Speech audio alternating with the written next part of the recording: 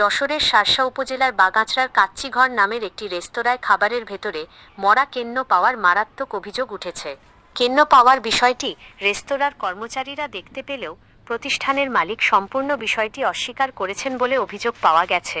প্রত্যক্ষদর্শী ও ভুক্তভোগী সূত্রে জানা যায়, বাগাঁচড়া এলাকার আব্দুল আলিমের ছেলে রায়হান স্থানীয় কাচ্চিঘর রেস্তোরাঁ থেকে এক প্লেট খিচুড়ি কিনে খাওয়া শুরু করেন।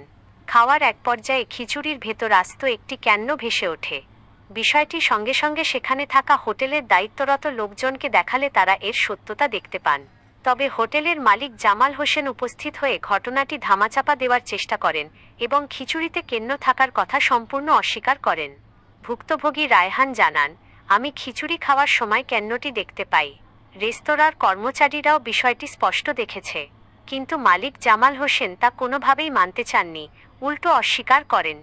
জনস্বাস্থ্যের জন্য ক্ষতিকর এমন নোংরা ও অস্বাস্থ্যকর পরিবেশের বিচার হওয়া দরকার। এদিকে খাবারের মতো সংবেদনশীল বিষয়ে এমন গাফিলতি এবং তা নিয়ে মালিকপক্ষের দায়িত্বজ্ঞানহীন আচরণে স্থানীয়দের মাঝে ক্ষোভ ও উদ্বেগের সৃষ্টি হয়েছে। স্থানীয় সচেতন মহলের দাবি, এর আগেও এলাকায় বেশ কিছু খাবারের দোকানে অস্বাস্থ্যকর পরিবেশে খাবার তৈরির অভিযোগ উঠেছে।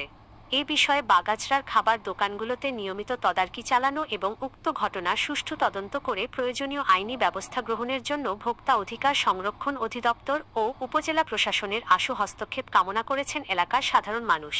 মনে হচ্ছে কেন এটা কেন আপনি কি বলেন?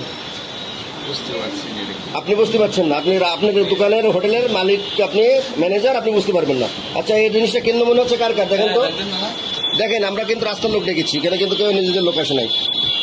এটা কি কেন মনে হচ্ছে? কেন এটা কেন? আপনারা দেখছেন এ নিউজ বাংলা সংবাদ।